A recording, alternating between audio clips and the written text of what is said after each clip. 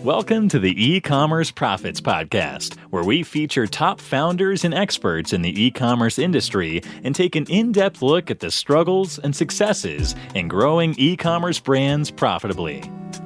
All right, and we're live. What's good, people? My name is Josh Chin. I'm the host of the E-Commerce Profits Podcast, where we feature top experts and entrepreneurs in the e-commerce industry, and we go behind the scenes to figure out the struggles and successes of growing a brand. And today's episode is brought to you by Chronos Agency. If you run a direct-to-consumer e-commerce brand that is ready to scale and to double your customer lifetime value through retention and life cycle marketing, Chronos is your company. We've helped hundreds of brands scale profits with email, SMS, and mobile push while getting an average of 3,500% ROI from our efforts. We've worked with brands like Truly Beauty, The Oodie, Alya Skin, Dr. Living Good, and many, many more. Now, the next step is to email us at sales@chronos.agency, or you can go to chronos.agency to learn more. Today's guest is a serial entrepreneur. Can I call you that, Chad? Serial entrepreneur in the e-commerce industry. He's a veteran. He's been in the space for over 13, 15 years now. Fair to say? Long time. And Chad has built and sold multiple companies, including Prosper Show, Seller's Choice, most recently Skubana, back in 2021, so not too long ago. And today he's building a dynamic pricing platform called Profasee that enables brands to predict the perfect price for every single product at each precise moment. Fascinating stuff. I've never heard of any other platform that does exactly what Chad is building. Chad, welcome to the show. Thank you for having me. Excited to be here. Was that a good intro? That was an amazing intro. I really appreciate it. Do I even need to be here any longer? You took care of it. Great. Chad, before we get started, really quickly, I was doing a little bit of my research. And when I keyed in Chad Rubin, your full name on Google, one of the first few results that pop up was a profile of Chad Rubin, a serial singer-songwriter. Mm-hmm. I'm not sure if you've heard of this guy. You haven't? No. Okay, that's a fun one. You have an alter ego in Scottsdale, Arizona. Singer-songwriter Chad Rubin. I never Googled myself. I just Googled myself just now, and it looks like I come up first on Google. So I'm happy to take the top slot. You do. But as you kind of dive a little bit deeper into the Chad Rubin rabbit hole, you'll see it. Yeah, that was a fun one. But yeah, that's interesting. I think that people listening are really interested to hear about Profasee and what you do, and it's AI enabled, which allows for people to make these decisions on pricing a lot quicker and a lot more dynamically, and often without any human input, which is really, really cool. I know it takes a ton of time to build an AI model, as you've explained, and it's only been about a year in. For people listening, no clue what dynamic pricing is all about, but selling on Amazon, they're doing it manually. Why does that matter? So pricing is easy to talk about, but hard to execute on. Nobody actually knows what the optimal price is. And there's billions that are being left on the table to miss pricing opportunities. Interestingly enough, most brands on Amazon today focus on spend.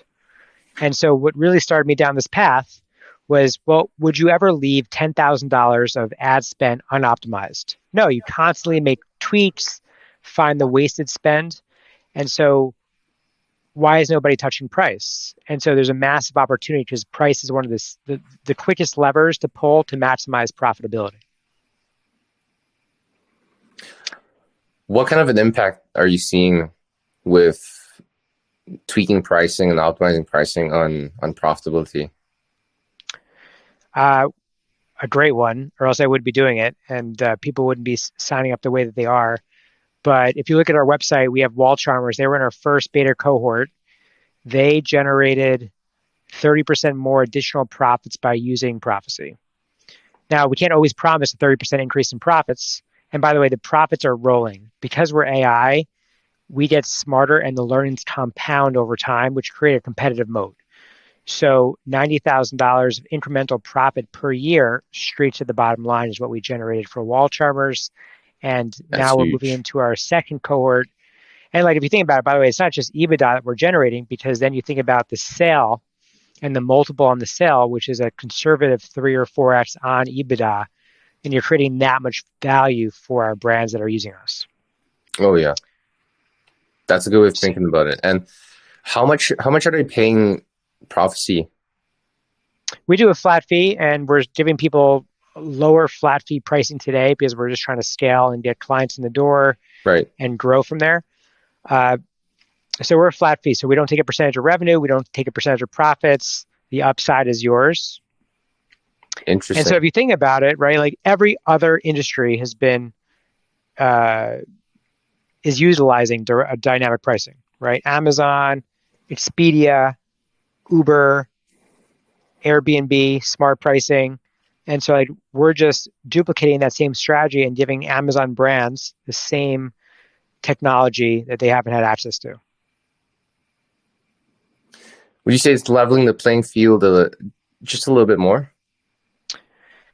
Yeah. So essentially, algorithms historically have rendered old paradigms extinct. So, and help people make mounds of money. For example, Uber search pricing or hedge funds. And the beautiful thing is that we've spent all the money to give this to clients to utilize. So only bigger companies really had access to this technology. And when I say this technology, I'm talking about true AI, not just like there's a lot of software companies out in the e-com space that claim to be AI. They're really just if-then logic that's masquerading as AI. Yep. But if you're really truly building a true algorithm that's capable of self-improvement, right, that's what we've been investing in for the past year and will continue to do so. And what's so difficult about that, building an AI model, and what's the advantage of doing that versus just building like a massive if this then that kind of model? So think about, so if this then would have so many nodes of if thens that you need to create manually, and it's open to human error. Algorithms create their own nested nodes of if thens. They create them for every single product you're selling for a brand, and they're faster than us, they're cheaper than us, they work as they should, and they work 24/7, they make less mistakes, and they can evolve. And these are things that the traditional brand hasn't had access to ever in its past. And so it's not just pricing that AI is disrupting, but it's pricing, spend, content, and forecasting, demand planning. So you're essentially, an algorithm would link a mathematical function, right, to learn from, or to your inputs. So it links the mathematical function to a user input and creates its own yes/no decisions based on the output that you want to create. In our case, we want to maximize profit without sacrificing your discoverability on Amazon.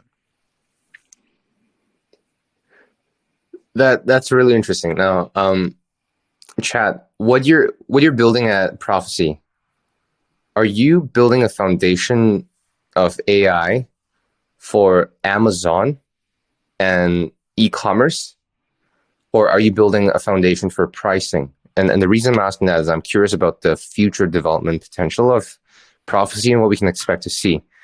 Yeah, I have very, very large ambitions.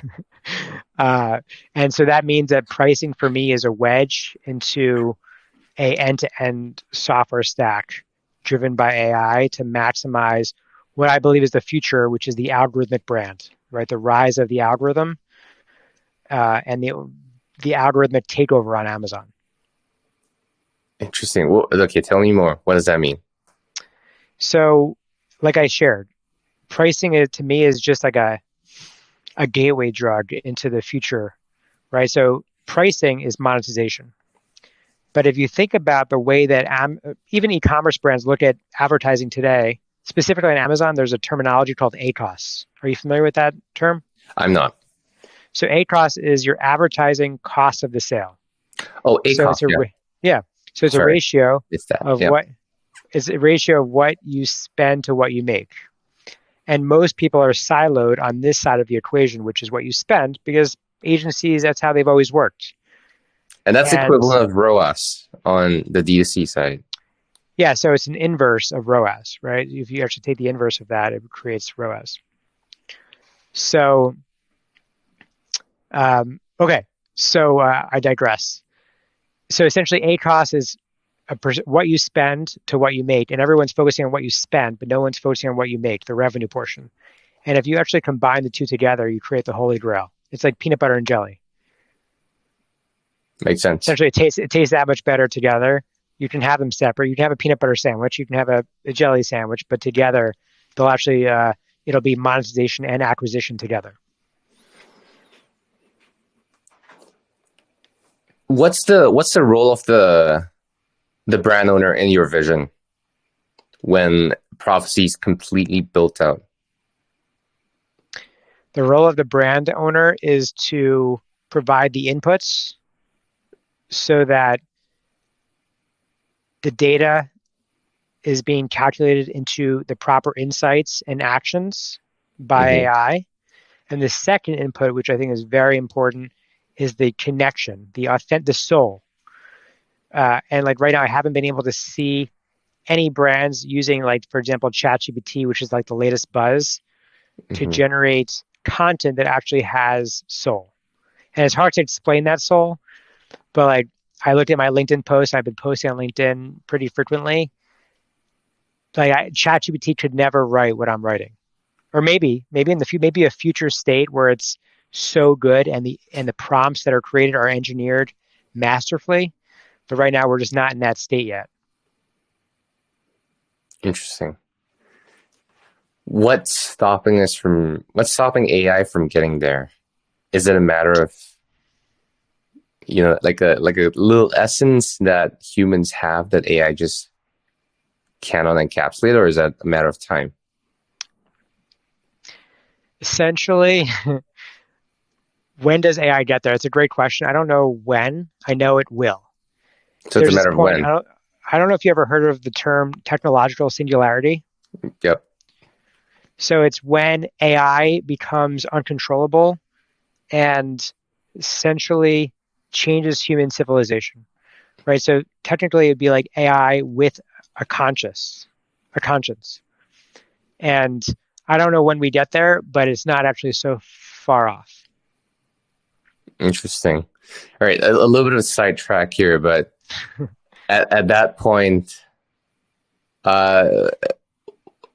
what's your point of view? Are you optimistic or pessimistic as we approach singularity, where AI is just as capable, just as smart, just as indistinguishable as a human being? What then?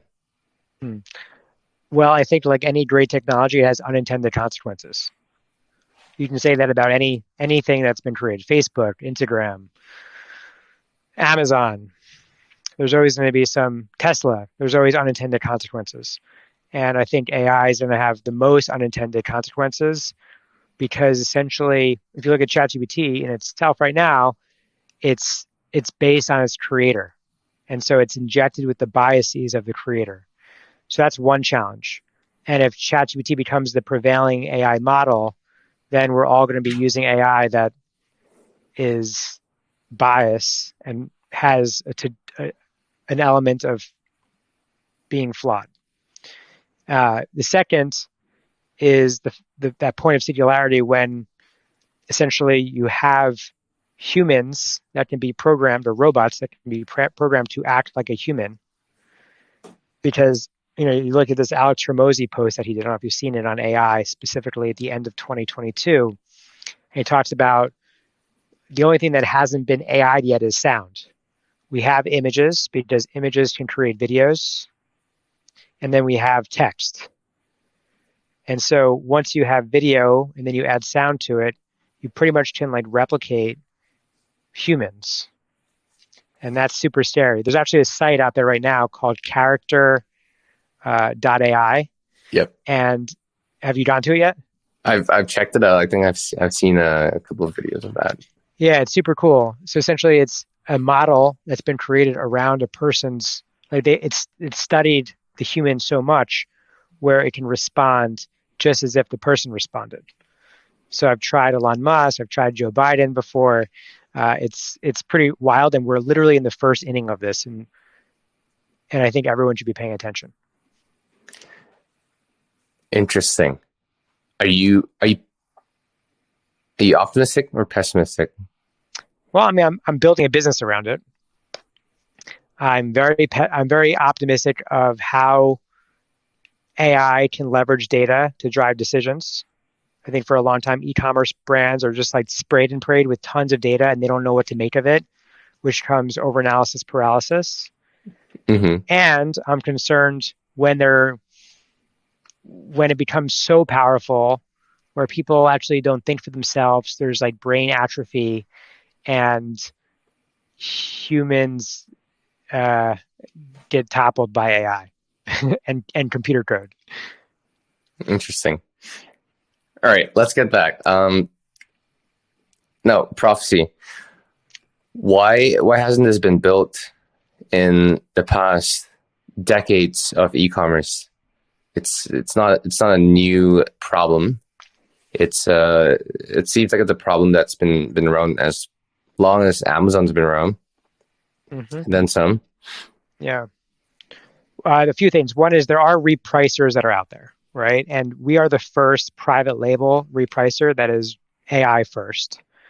But there's repricers out there for people to win the buy box. So what does that mean? It means if you're selling this iPhone case on Amazon, you're competing with 3 other people in the buy box, and essentially somebody has built a software to programmatically figure out how to win the buy box.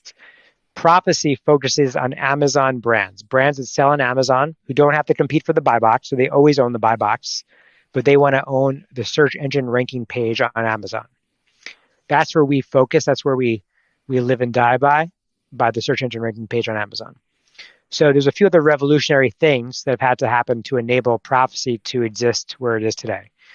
Is AI has come a really long way. Now, we started building this a year ago before AI became mainstream, right, with ChatGPT, but let's just say we're underground AI, right? We built a proprietary model, and nobody has spent the dollars because it takes a lot of money. I raised $2.3 million for this business. Nobody has raised the money and has had the experience to build something like this. So interesting.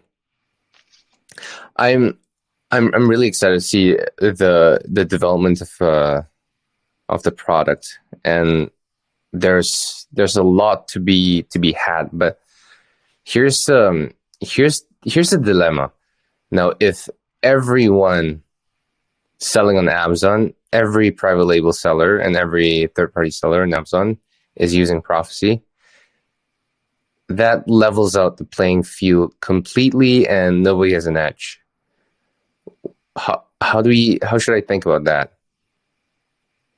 Yeah. So first of all, that would be a great problem to have if everyone uses Profasee, right? It could be the war of the algorithms, right? It could be that other people build algorithms, and then there's Profasee competing with another AI-driven repricer, right? And then it becomes of who has better tech, right? Who has built the technology in a superior manner to win the AI war. But if everybody is using Profasee, which would be super cool, that means that we essentially have, so when you come on Profasee, we ask you to put in your min price and your max. So you give us the boundary so we can operate within, and you give us your landed cost. Now imagine we are working with the top 3 companies that make hats, right? And they all give us their cost, they give us their mins and maxes. So like there is user input that's guiding us. And so like Profasee would work its best to figure out what is the optimal price point for each given listing on Amazon to maximize profit based on the user inputs. So I don't necessarily see a conflict. What I do see is that Profasee has all the data to be able to make the most optimal decision for each product detail page that's on Amazon. Chad, what you're saying is that the future of this market isn't a monopoly. It's not a winner takes all type of a situation. It's going to be 2, maybe 3 players in the space competing. Well, right now we have no competition outside of like pretenders that say that they have AI and they don't. Now, Is it possible that they can create an AI model? Someone that has deep pockets can do it? Sure. But they're going to have to catch up. And so I'm already a year ahead, right? So if you think about the technological advancement, they're going to be a year behind us. So like, I believe that we're building something that's amazing, that's going to help people flourish. Whether I can't hypothesize whether or not someone's going to come in and compete with us, but right now we are the only players in the market that do this. Interesting. For people listening, selling on Amazon, and thinking about using the product, what would you tell them?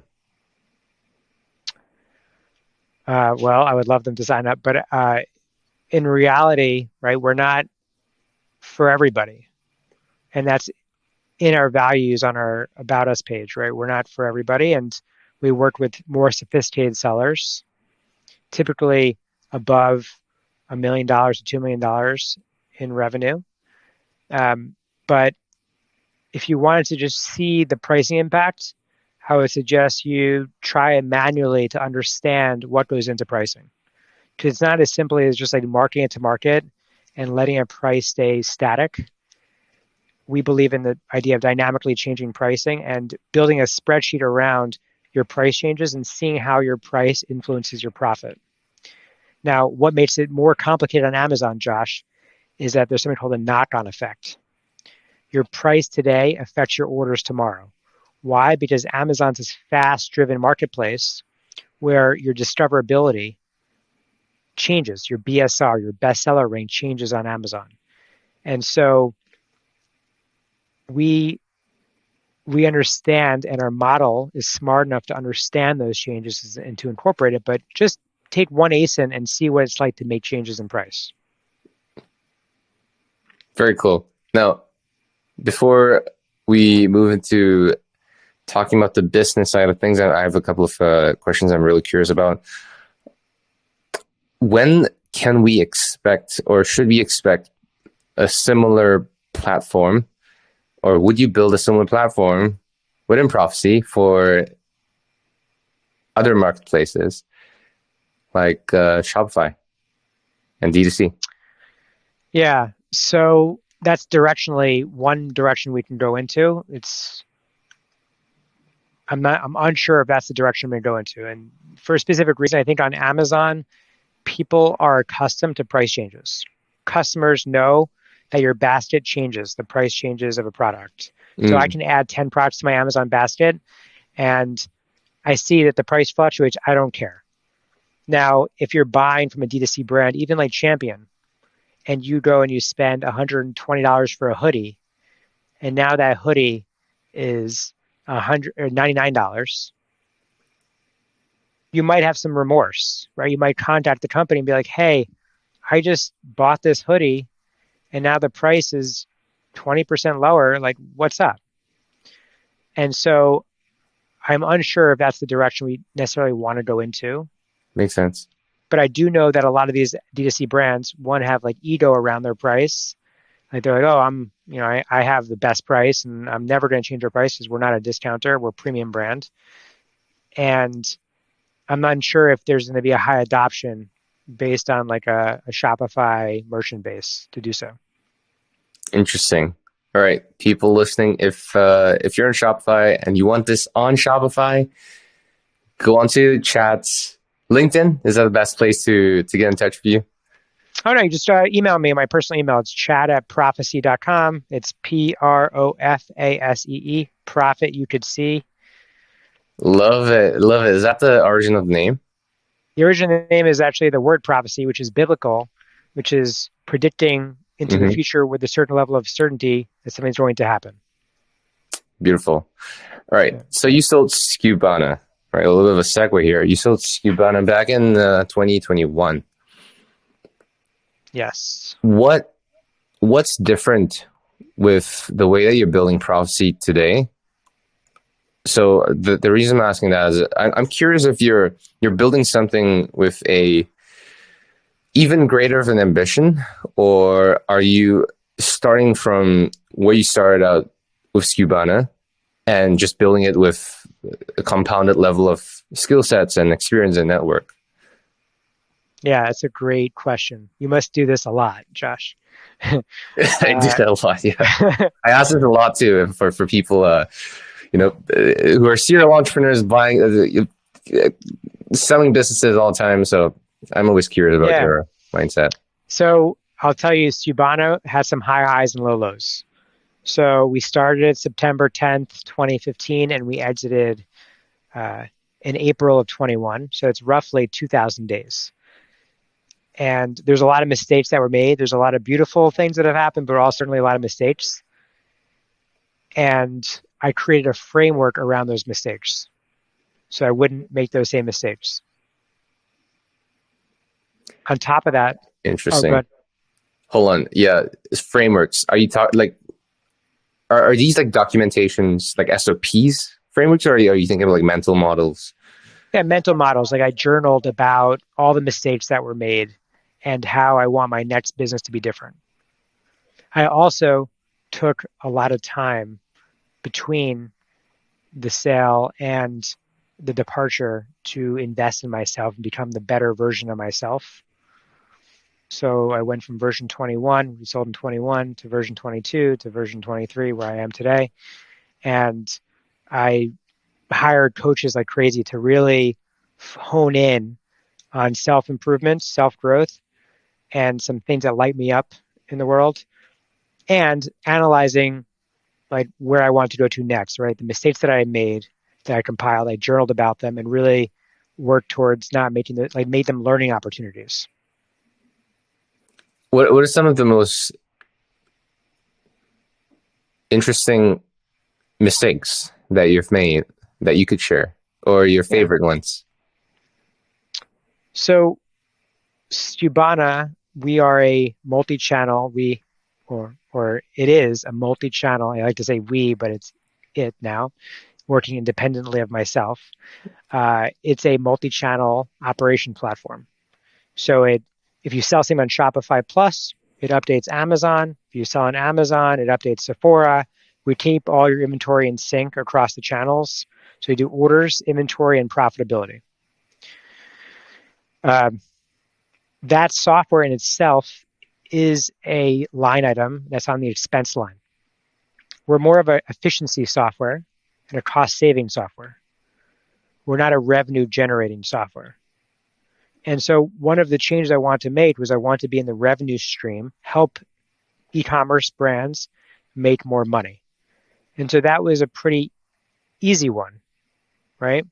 Right. So for me, I wanted to be in the revenue stream, right? In the generating aspect of the business. And Makes that's what sense. Profasee is doing right now. Why is it the case? Is that just a matter of scale or impact, or? People want to see more money. They want to see addition versus subtraction. Like efficiency doesn't necessarily it doesn't sell. Like if you're building an outbound campaign, you're not going to be like, hey, we saved this person 15%, and it's hard to quantify that percentage. Right. So, efficiency. Okay. So it's like, hey, we synchronize your inventory. Like you don't have to have a full-time employee synchronizing inventory. Our onboards are really quick because we're a multi-tenant software. So it's not a 6-month onboard, it's a 3-week onboard. So like things like that it's still a cost item on the P&L when you look at the P&L. Yeah. So that's, I would say, like, that's something that's I've codified for myself during this great reset that I took between the sale and Profasee. I made a list of like personal values, core values that drive me, and I've embedded those into the business, and I let that run a lot of my decision making process. Interesting. So I am personally, I've been following your journey from afar, just kind of appreciating what you've done. And at my company at Chronos, we've done a little bit of a little bit of partnership work, not a ton with Skubana, with your colleagues. I'm really curious why you didn't decide to take a little bit more of a time off between the end of your journey of Skubana and Profasee, because that was like just a couple of months. It's not even, was that half a year? Less than half a year, right? no, I didn't even take time, right? I actually sold in April. I worked at the company for a very long, not very long time. I worked at the company from April till October. I resigned, and then I started Profasee in December. What was going through your mind? Like, why? Okay, before that, how much can you share about the exit and the financial impact it had on your life? Was it life changing, or was it just incremental? What was that like? No, it was life changing. And one of the questions I sat with, which is a really important one, right? If it's life changing, then why didn't my life change? Like, after the Sure. acquisition happens, you have more money in your account, and you're still the same person. I'm still in the same house. I bought myself a present, sure, but that didn't change who I am, how I operate, the people I hang out with, what I do from day to day. So I would say that a few things. One is, I think a big mistake in hindsight was being impatient. I should have sat in the impatience a little bit longer, because I took from October to December, like not a very long break. Yeah. Now I did have some time, like during the transition period, right? Skubana, we sold in April. It was a different flow for me, a different work-life balance. Mm-hmm. So there was a different flow and pace of life that happened for me. And like, I can call some of that part of my great reset too, but I think I probably should take a little more time. Interesting. What else came out of your reflections? Oh,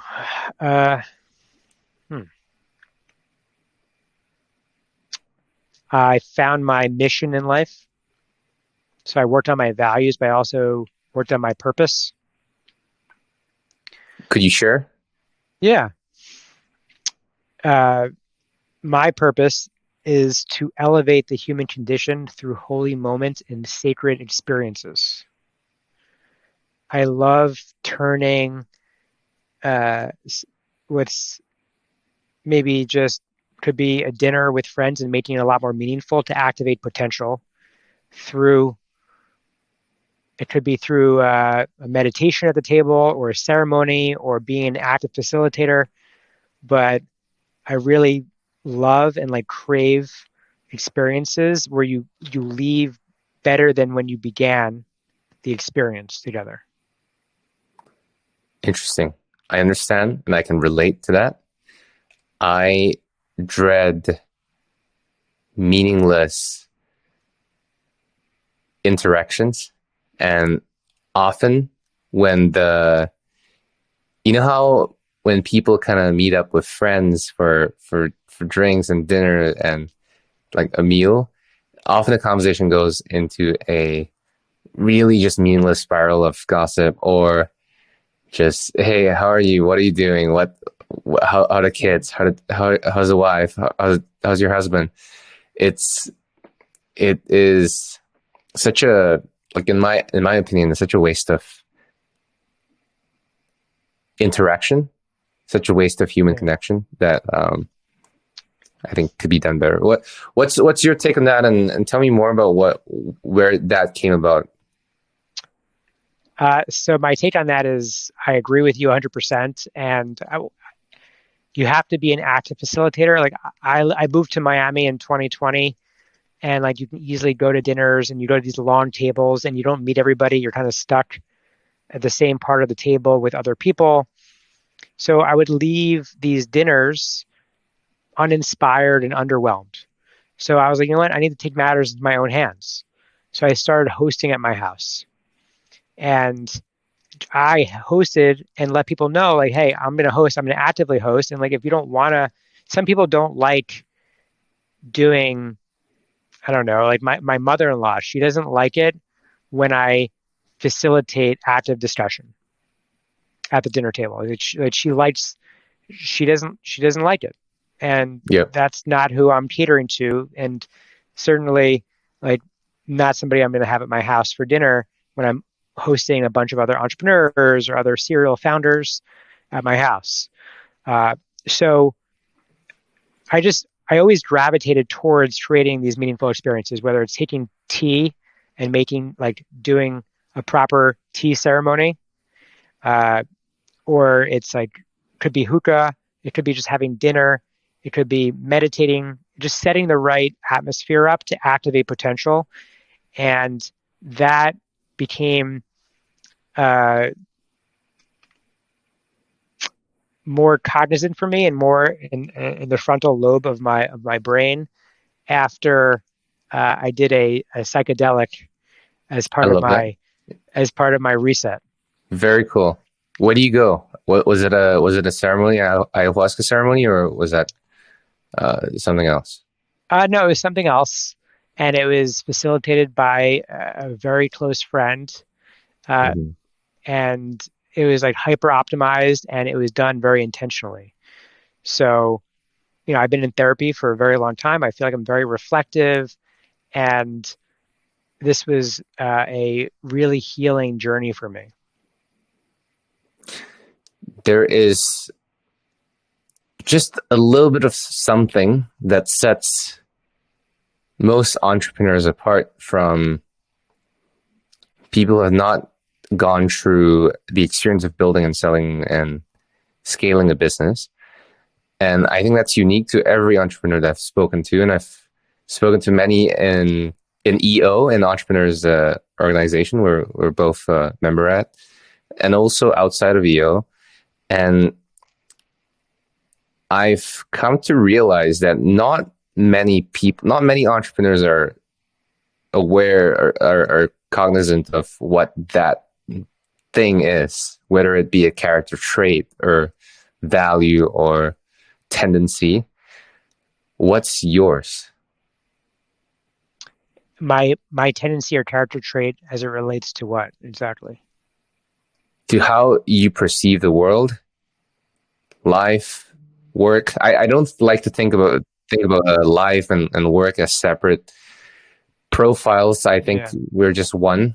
And I like to kind of hear about your reflections about who you are and what you've learned. Okay, so that's a very large question. So I'm going to try to see if I mirrored it properly. You want to understand what are some experiences that have led me to the entrepreneurial route? Let me rephrase that. What are some of the character traits that you have that you've realized over the years that have stayed consistent, that have allowed you to do what you do? Okay. So I would say one is okay, so one is hungry. Hunger. So hunger. I grew up poor, and to never want to go back into that realm of life again has kind of, I would say, has propelled me to want to achieve success. And so I've been like very hungry, right? I was first generation college grad.